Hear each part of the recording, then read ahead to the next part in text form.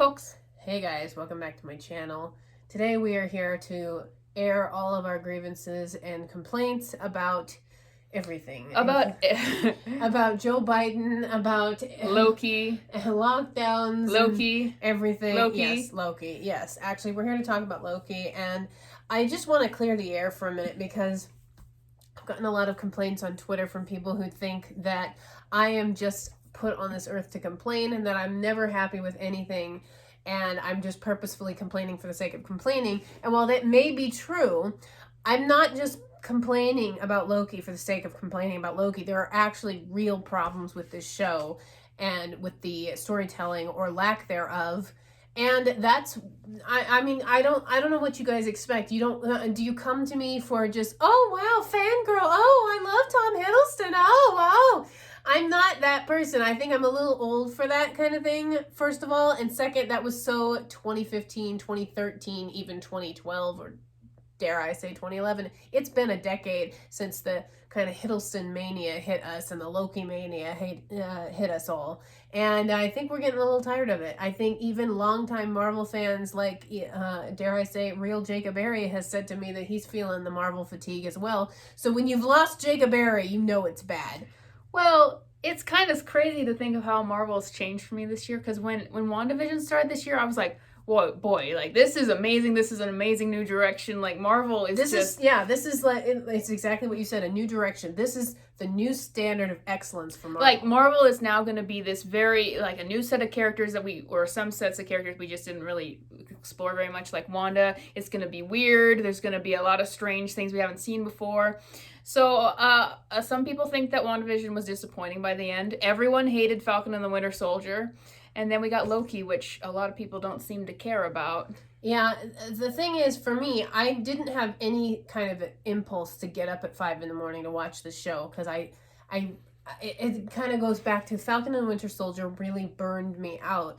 I kept watching the show because I had committed to doing a review series on it, and so I had to watch the full show, even though I wasn't reviewing every single episode.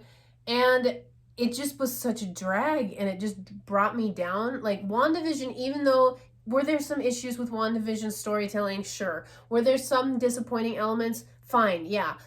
But WandaVision lifted me up in, like, at least it was a positive story. It had a beginning, middle, and end. There were surprises. There was intrigue. There was all this stuff.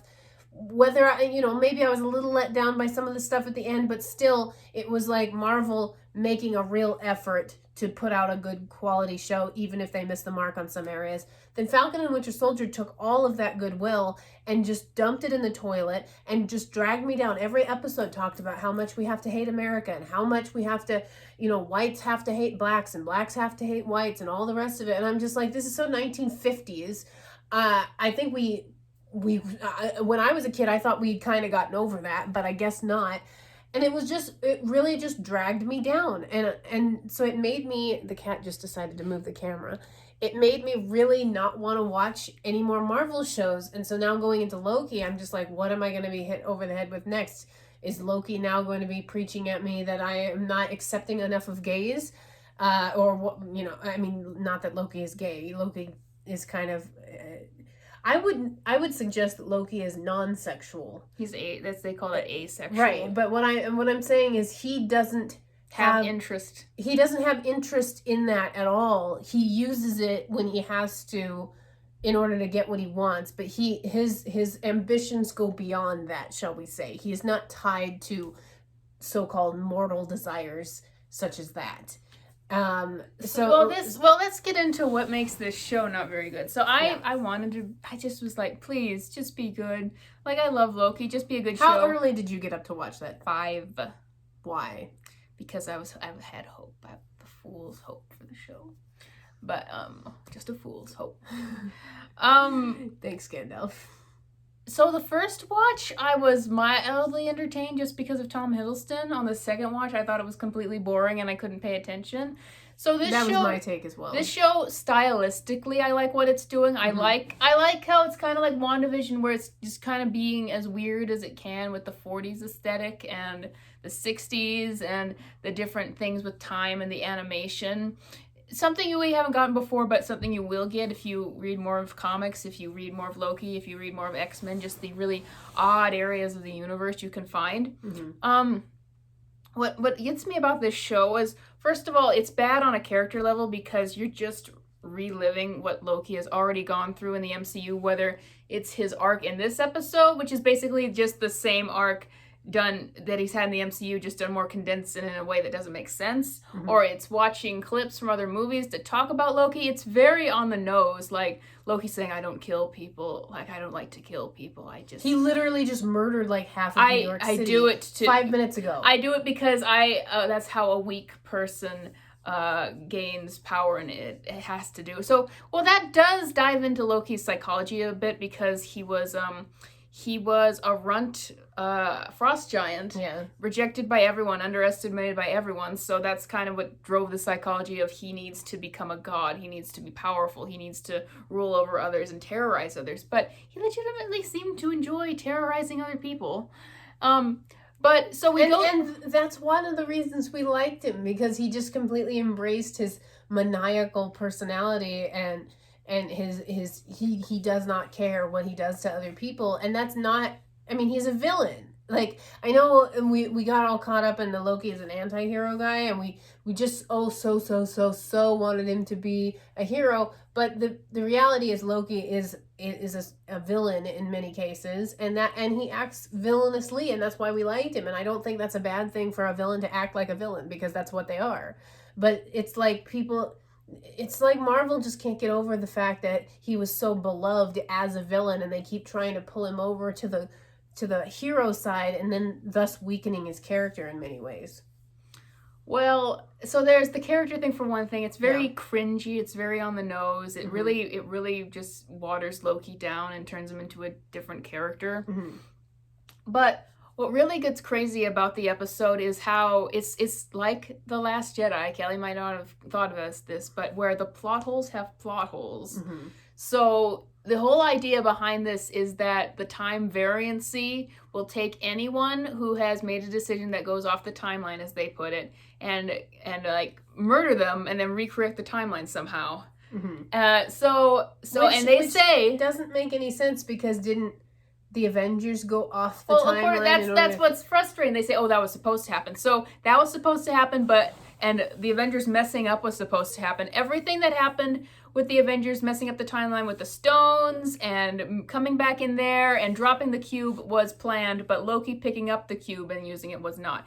And that's ridiculous, and it's ridiculous because they say in that little cartoon they do that if you're late to work or if you take a wrong path, and that they need to correct you. So even the most minuscule choices, according to these people, is something that you might have to be melted for. And that everyone's choices that they make in real time is just based on destiny and what they've planned out. Like Loki cannot... And it's extremely arbitrary. It's based on whatever these three overlords have decided, which will lead into another part of the discussion. Well, let me finish. I'll let you finish your point first. So any decision the Avengers made is just because they're on a script, basically. Any decision Loki has made is because he is on a script and he cannot choose his own destiny. Not because he's not a being with choice, but because the time variancy have decided these rules. Okay, so, and as other people were saying, that breaks the entire MCU to say that everyone's choices were invalid. They were just going off of a script by the time's variancy order. Yeah. And it brings up other questions. Okay, if this is true, if you can believe that, then why don't they just send people? They have the technology to send people back in time. Why don't they just send Loki or anyone back in time to where they need to fix it? Why don't they just put him back where he was? Why do they need to melt him? Yeah, doesn't that make a permanent rupture? Yeah, it doesn't make any sense there. So I wanted to deviate a little bit, because in the little cartoon discussion, if you've watched the episode, then you know that Loki watches a little cartoon episode of an explanation of what the time variancy is and all that kind of stuff. It's like 40 style, which, like Teresa said, I appreciate the aesthetic choices, the 80s technology and the 70s technology, and then even the 40s cartoons. That's all fine and funny and interesting, and I think the show is visually stunning, and I think the music is great, but the story doesn't make any sense. Now, I did want to just deviate back to what I was originally going to talk about. The three guys that Loki calls the lizard people or whatever, the lizard men, that are allegedly in charge of the TVA, they remind me very much so of Kang the Conqueror. There's one of the guys that looks like Kang the Conqueror, and so I'm wondering if this show is supposed to lead into introducing Kang the Conqueror, who, Teresa, you might be better able to explain who he is. Well, he's basically the Avengers villain who is about kind of assaulting the timeline. He messes it up and does what he wants. He's kind of like Napoleon. Yeah. He's a guy who comes in and all he wants is power, but it's like on a not in the same form as Thanos. Like Thanos was like, I want to say like a Hitlerian character, you know, wanting to make decisions about having it, not necessarily having the perfect race, but making decisions on a massive scale for perfection, his own version of perfection. Yeah, what Teresa's well, saying. So if you have Thanos as kind of the Hitlerian character, then you have Kang as kind of the Napoleon character, as I would describe them. And Teresa again could correct me if I'm wrong. I'm just worried about them introducing Kang because we hear that they want to introduce Kang. I'm worried that because they keep messing over these rules with the time and they don't seem to have any logic to them. And so I would love to see Kang the Conqueror, but it's like you keep making it more complicated and making less sense and tampering with things that have happened before. So my question is, because we watched WandaVision and because, spoiler alert, if you haven't seen it, then why are you on this channel? If you've watched WandaVision, you know that the entirety of what happened in WandaVision ended up being an illusion created by Wanda. In the beginning of this first, or maybe halfway through this first episode of Loki accuses the TVA of being an elaborate illusion for his own benefit. Now, my suggestion is that there's the option that they go with, that this is either an illusion or it's Kang's way. It's like this is Kang's organization that he has created in order to control the timeline himself, and he is somehow involved with this. There's rumors online that the woman who was the judge over Loki's alleged, kangaroo trial, that she's actually the girlfriend of Kang the Conqueror. There's all kinds of stuff floating around. So there it could just be that this is an illusion. What's crazy about it is, so they were wanting us to believe that these people are so powerful that they are the highest power in the universe, that they neutralize the Infinity Stones, which we thought was the highest power. I hate that because that destroys the impact of the Infinity Stones, but also 1 minute we're told they're the highest beings of the universe, and the next minute we're seeing them killed by fire on that planet in the end. Right. And we're seeing Loki steal their technology and be able to mess with them. Right. So they're the highest beings on the universe until they aren't. Yeah. That's really stupid. Which is, again, makes me think that maybe this isn't, maybe what we're seeing isn't what... If Marvel was smart and this is what they'd written, if Marvel was smart with their Disney Plus shows, then Tail... Cat. If they were smart with it, this is why we don't usually film on the ground. If they were smart with it, then they would have planned this to be an illusion and have that, that's the reveal. The reason why this is so absurd is because it's not real. Yeah. The problem is, and maybe I'd have more faith in them with the movies because the movies have been better than this, even at their worst, is that I've seen the quality of their Disney Plus shows, from The Mandalorian to Falcon and the Winter Soldier, and I don't think that they have the thought or the intelligence to do something like that. I don't think that they've thought that through. Well, I think they do. I just think that they're not spending, they're not investing money in people who can write as well as the people who have done the movies. Yeah. And even the movies have had their own flaws. As soon as they get into, especially when they get into the time travel stuff, they have a lot of, it just rips open a bunch of plot holes, which is kind of the whole point of the whole time travel thing, because they're like, it makes all these variants and all this stuff. So the other point to bring up is was it Dad that was watching some review where it suggested that Lady Loki was ultimately the villain of this season, and that Loki will have to face off with Lady Loki, which is another version of Loki from another timeline. Yeah, and that's why people were saying that little gender fluid thing came up, not because Loki is gender fluid, but because Lady Loki is supposed to be a part of this. Yeah, but that's not to suggest that Loki is gender fluid. Loki doesn't care. Loki's not like sitting around in a gay pride parade. Yeah. Loki does not care about something as perhaps temporal or Yeah. mortal concerns. Yeah, like that. I want to put out my final thoughts. Setting aside the craziness with the time thing and everything, I just feel like I wanted more with certain characters. I'm like, I wanted more of certain characters. A lot of people complain about Marvel not being willing to kill people off. Sometimes I'm biased because I'm like, well, with a character like Vision, I feel like they never really used him very much. Loki is a character that I feel like he's one of the original characters in the MCU, original main characters. We've told his story. This show did not justify saying, oh, wait, there's more to be told. It's just telling the same thing over again, just in a worse way. Yeah. And it feels like it didn't need to happen, and it's just beating a dead horse. Or it's taking It's milking a cow that doesn't have any milk left. They took the prize cow that's gotten old, they took him into the nice barn, and instead of letting him rest, they beat it to death.